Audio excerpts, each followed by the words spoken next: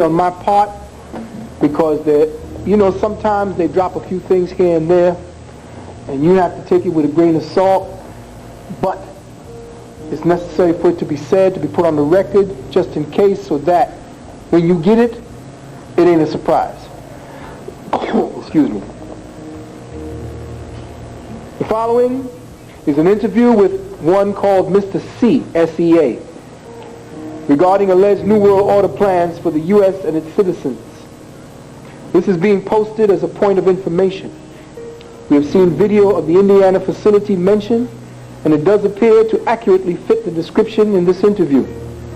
We are seeking your help to determine the authenticity of the claims of the intended use of this facility as described in the following story. In the spring of 1997, senior editor Professor Ian Stewart met with Mr. C, real name withheld, to discuss what he has learned firsthand about the coming persecution at the hands of the New World Order operatives. With a 7-inch thick portfolio filled with photographs, news articles, correspondences, etc., Mr. C revealed disturbing information about New World Order efforts to destroy and enslave America. The following are some of Mr. C's comments, but first let's take a look at the man who made the comments. Mr. C is a former inspector for the Joint Chiefs of Staff and the Department of Defense, with 31 years of federal service, 22 in the military, 9 with the Department of Defense, including 2 years with the Air Force staff. He's a holder of the Bronze Star, the Purple Heart, the Defense Meritorious Service Medal, 3 awards for the Joint Service Medal, all of the Vietnamese awards that can be given, as well as the Joint Meritorious Unit Medal. Now, if he's anything, and if he is who I think he is, because they don't say he is, he's broke rice. Alright? Now, I don't know where this video is going to go, but I got to talk to my family. It's alright. Hit that off for just a minute. This is between us.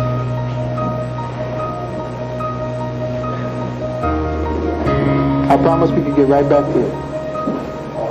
Yeah. Ain't a citizen. Beloved, you are not a citizen. You, after Dred Scott, you should have gotten a clue. There are laws in books right now. There are laws that was instituted back in slave days.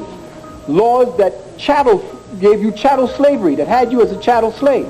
That's why you were 1/6 of a man. And you didn't understand why you were 1/6 of a man. It's not because they considered you less than human. They had to do that because you were the majority population on the United States of America during that time. Between you, the Native Americans, they had to devalue you within the 13 states. They had to make your vote 1/6 that of a white man's. So only three black men or 6 black men had to vote where 1 black man had to vote, because they understood that you all were in the majority and you could not have that much say-so in a colonies, in 13 colonies that you had nothing to do with setting up. Though you did have the beginning stages of giving them their constitution through Benjamin Ibrahim, who you call Benjamin Banneker. He's the one who sat there, that little black man you see in the back of the $2 bill.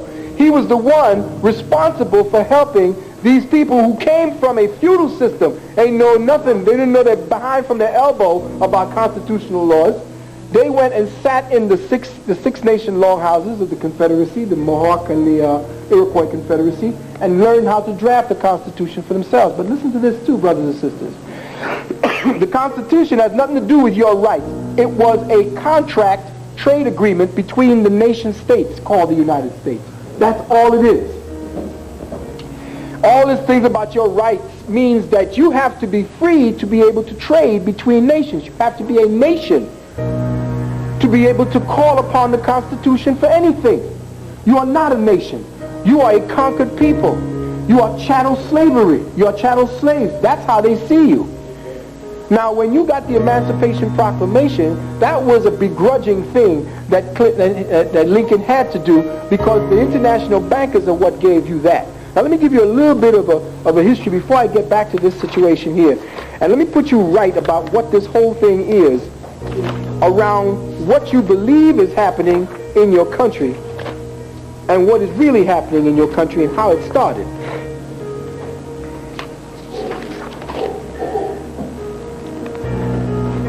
All right, now listen to this very carefully.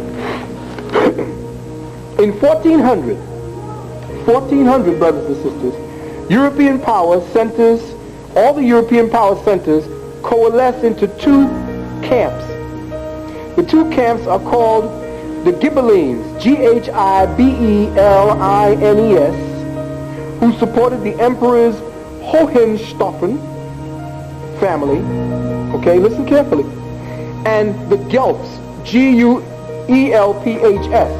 These are the two factions in 1400s that Europe secretly divided into. This was the money. This was the power. All right?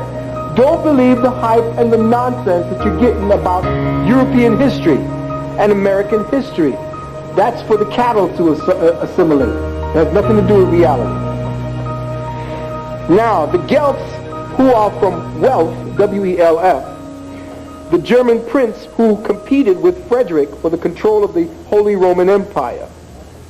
The Pope allied himself with the Guelphs, Guelphs.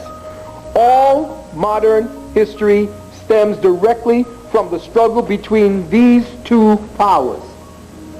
Let me repeat that. All modern history stems from a struggle that goes on today between these two powers. The Guelphs are also called the Neri, N-E-R-I.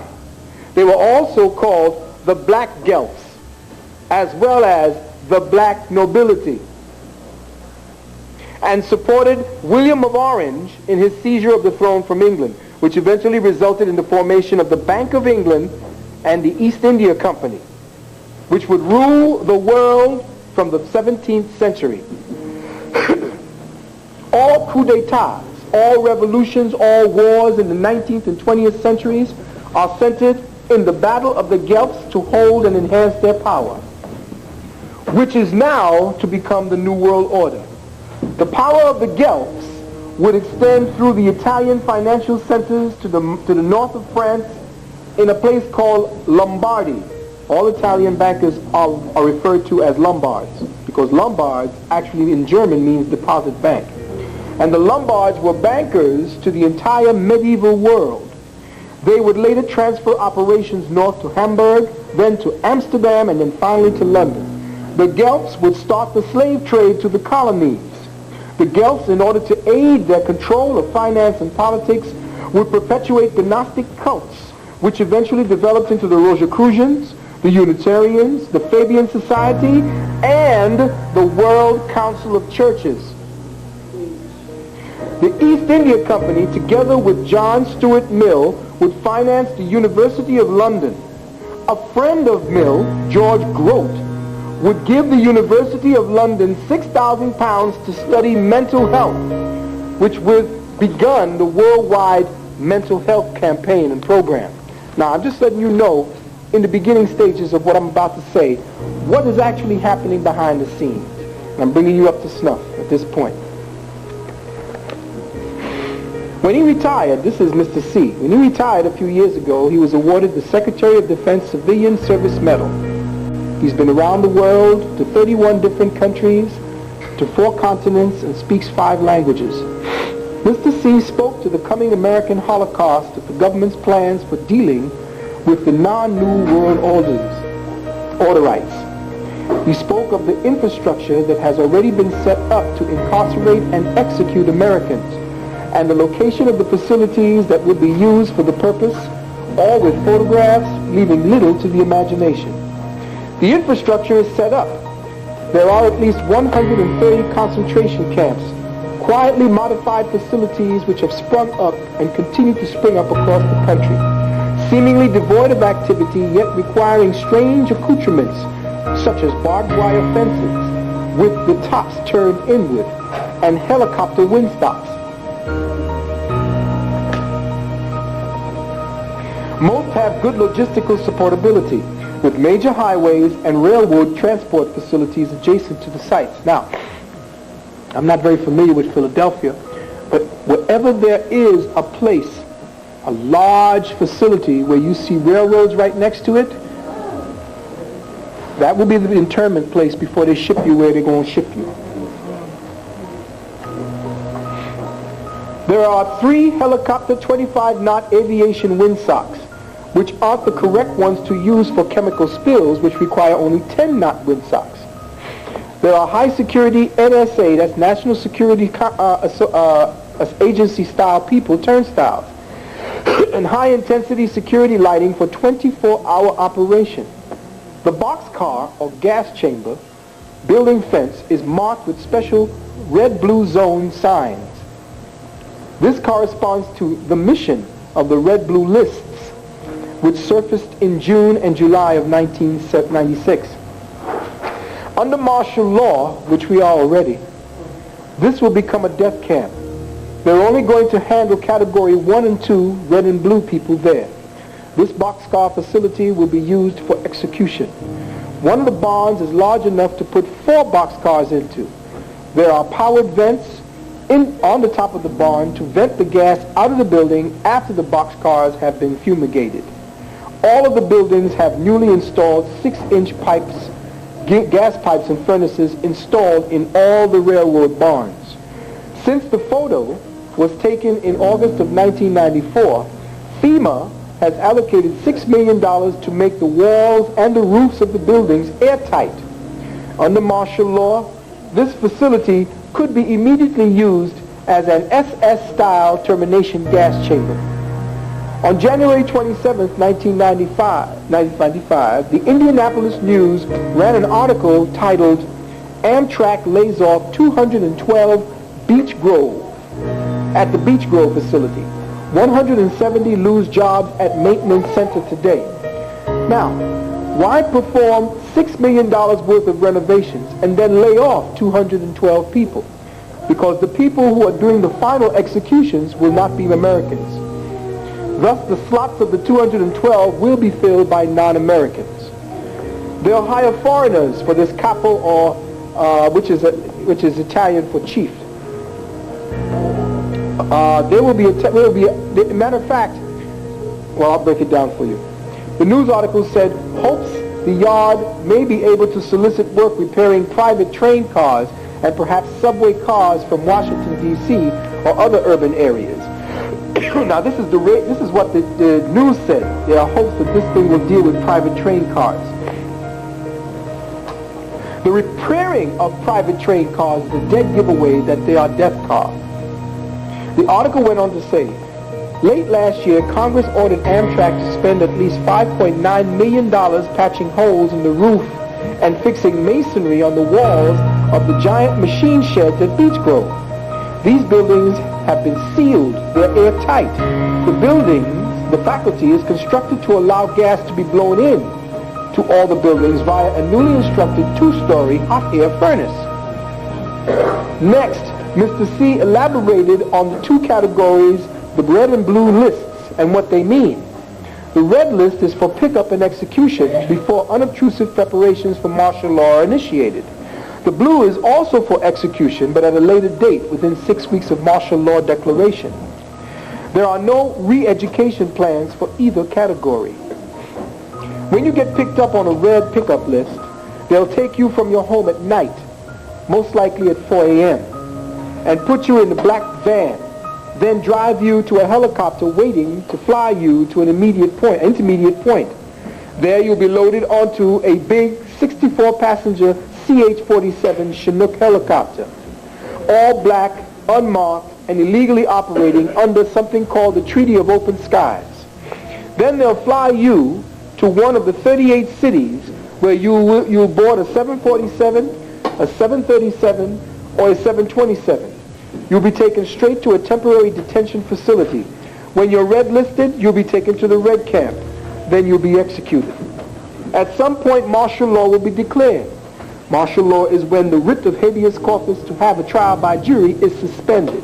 Instead of going to the judge, you go straight to jail for a limited time. I suspect there will be a major outrage or some other crisis which will be the reason to declare martial law. Economic crisis is part of it, and that's what we're headed to. This so-called stock market is getting ready to hit bottom. At that time, the country will be regionalized into 10 regions, which have already been designated by Fema.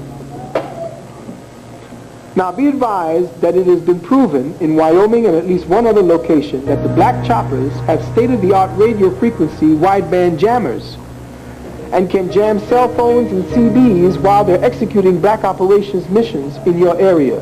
This means that your cell phone could be jammed just before and or during action is taken against you. In June of 1996, an FBI agent got hold of the Region 3 Blue List from a CIA agent and found his own name on it, and those of several others he knew in Virginia. The Regional Blue List stated that the names on the Blue List could be picked up within 6 weeks of the actual martial law declaration. This parallels the Nazis' red and blue list policy almost to the letter. The parallel Nazi plan was published by Heinz Holm in his 1966 book, The Story of the Nazi SS, which I would suggest you pick that book up and read it. It's called The Story of the Nazi SS, The Order of the Death's Head. Now, it says people say it won't work, but it will work if 300,000 Soviet troops are already here on your soil. The name of the game is to blackmail the people or blackball the people and to get their guns. This is the crap that Clinton was trying to get you to believe when he had some agent provocateurs killing black folks in this community, black folks with the chips in their head, starting a war with us in this community, killing children, so that we would then see the horror of having a pistol in your house. Now, the first thing I told people was, don't believe the hype. If you got a gun, you teach the child how to use the gun. Only an ignorant child would shoot themselves. You take that boy out into the woods, you take that girl out into the woods, and you show them to respect this weapon. And then you show them who the enemy is. But you do not, you damn sure do not, hand it over for a Mickey D hamburger.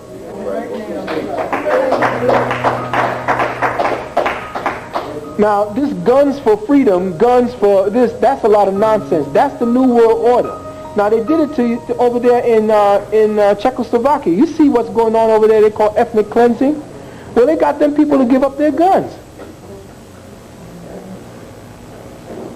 And that's why this country has not yet gone under New World Order, and it took this long, because everybody got a gun.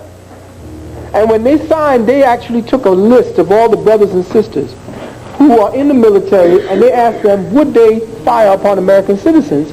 At least 68% of them said no. So they had to ship those folks overseas. Most of them were not supposed to come back from the Gulf War. The Gulf War was to exterminate our people. Bush sent those boys over there after he met with Saddam Hussein at one of their meetings of the Bohemian clubs over here in Southern California. The Bohemian Club, which meets in every June or July, where all the enemies, quote unquote, get together to party. Just, you saw it in Animal House. The Toga Party, that's how they do it. Well, Saddam Hussein and your boy Bush, the oil diriges that's off of the place on, what's the name of that place over there, where they went, Kuwait? That's where Bush was processing his drugs. You got to understand that Saddam Hussein, all these people, why do you think Saddam Hussein's still alive and around? He's playing the game, brothers, sisters. He's part of it. The idea was to get most of the young of our country over here, over there, and then through chemical warfare, have them bring back the disease over here. They did it. There are people in jail now who can't get a trial because they refused to take the anthrax injection before they went over there. They were court-martialed for not taking the vaccination. That was part of the precursor to breaking them down for the Gulf War syndrome, to have your children retarded and crazy and with one leg, to destroy the next generation. most of those kids were not supposed to come back.